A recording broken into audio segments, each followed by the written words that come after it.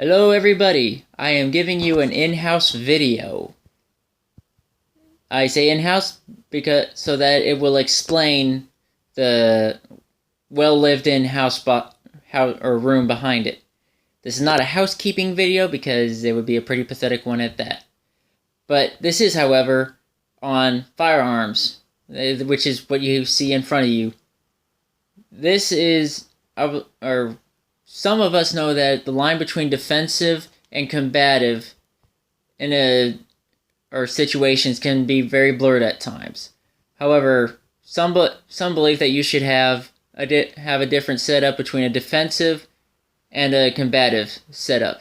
You should have defensive gear and combative gear.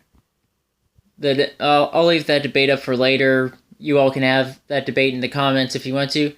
I'm just here to show you why there's a difference. I think there's a difference between a defensive and combative setup and the gear I have I have for defensive and combative. Now, so let's get into it. Over here with the defensive setup, bing. You have my Smith & Wesson shield, the few different holsters I have, a spare magazine, and a few knives. I know a lot of people say, "Oh, you're expecting trouble. You carry firearms and lethal weapons because you expect trouble." No.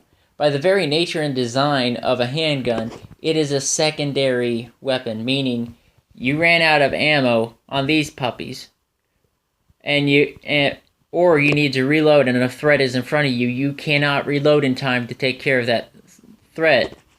So you go to this guy. So, by the very nature of a handgun, it is defensive. By the very design of a handgun, this is a defensive measure, meaning somebody has attacked me before I use this. Because I'll tell you right now, if I wanted to kill somebody, this would not be the first thing I would grab.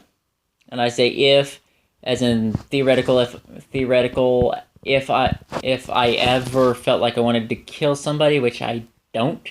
I can't understand people that do, but if, theoretically speaking, I were to kill somebody, this would not be the setup I would have. There's just simply not enough rounds, not enough firepower, because if I were to intentionally kill somebody, I would want to make sure I did the job, and this handgun would not be my first choice in the matter. So by the nature, design, and how I would use it, these are defensive measures. And this is defensive gear. Why? Because even the knives I have, this utility blade, I call it utility blade, is 3 inches long. The blade, that is. The blade on this fixed blade is only 2.5 inches. The capacity of this handgun here, my Smith & Wesson Shield and 9mm, only holds 7-8 rounds, depending on which magazine you use and how you load it. That's just simply not enough to go on a conscious offensive measure. So therefore, this is secondary. This is if I ever need it. This is the fire extinguisher, your seatbelt. This is not ideal, but it will be, theoretically speaking, enough. If somebody attacks me, or if more than one person attacks me, this statistically will do enough.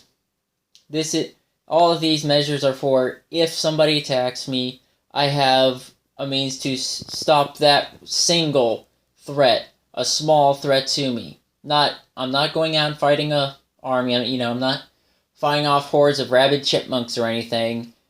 This is just for if I'm attacked. Theoretically, 1 or 2 people attack me. Somebody tries to mug me. Somebody tries to, harm a family member.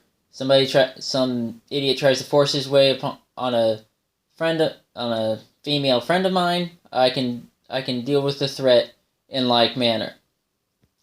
So this is the defensive gear, defensive setup. Know that the holsters I have are for concealed carry. I'm not open carrying. This is not hey, I'm going to kill somebody kind of setup. I'm only going to show this stuff on me if I have to use it in a lethal manner to defend myself or those around me. That is a defensive setup and the defensive gear that goes with it. Let's transition over to the combative gear and showing you more of the well-lived-in house. This combative gear is specifically designed for, goes without saying, combat. And that is specific, and it's obvious because you see police officers, security officers, military wearing this style of gear and having this style of defensive weapons, or just weapons if you want to put it that way. This is the gear you go to when you know you have multiple threats, you know you're in deep trouble. There is no doubt in your mind you have to fight to defend yourself and your family, your country, your freedom, whatever you want to put on that line. You know trouble is coming. You have to deal with it in a lethal manner, and you have to deal with it now. And why is it combative? Beyond those reasons I stated, because you can hold more, simply, you can hold more ammo on you and more powerful ammo on you. I believe I have 15 to 20 shotgun shells on there, and there is the current capacity on this tactical vest of holding 8 or 9 AR mags or AK, whatever you choose to use. It has a capacity of holding 9 rifle magazines and 1, 2, 3, and 4 handgun magazines if you have that set up.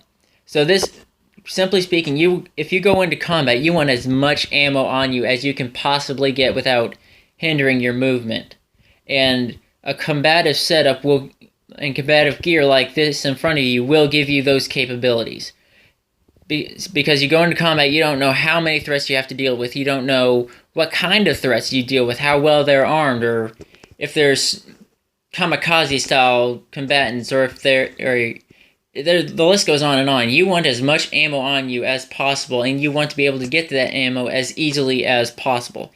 That is why you have a combative setup and combative gear to help you take care of the unknown multiple threats. There are military people on YouTube who could tell you more about this subject than I can, but I want to just throw it out there that whether the difference between a defensive and a combative setup is a combative setup means you know there's trouble. In summary, you know somebody's coming after you. You know you have multiple threats to deal with. You know you're in deep trouble. There's no doubt in your mind you have to use this setup in a combative manner. You have to fight with this gear. That is why I think there should be a difference between your defensive and your combative setup, because your defensive setup says there might be problems. Somebody might try to kill me. Somebody might try to mug a friend of mine. Maybe. Statistically, the statistical chances of having to use this is low. That's why you have enough measures. You don't have the measures that this has of holding as much ammo on you as possible, and for when you know there's no doubt that you will have to use this. There are threats coming after you and your family that want to kill you and seriously harm your family. You use this for that setup when there's no doubt in your mind at all that there is trouble coming, and you have to respond to it appropriately. So give me your thoughts on the matter. Do you think there should be a difference between combative and defensive? Do you have gear that can fit both roles? I know my Smith & Wesson shield, I wouldn't feel I'd use it because it's all I have, but it wouldn't be ideal for this setup.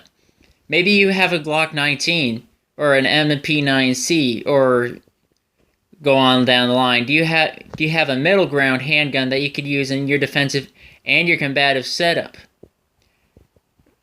What gear do you have for your defensive and your combative setup? list can go on and on. Give me your thoughts on the matter. Do you agree with me? Do you disagree with me? Do you sort of have to agree with me, half disagree with me? Or you just dislike this channel overall? Whatever it is. Put your thoughts in the comments below. And I'll remind you to walk a Christian walk and carry a loaded Glock. Yeah, just the loaded Glock deal. This people will, they'll think a terrorist watch list about you.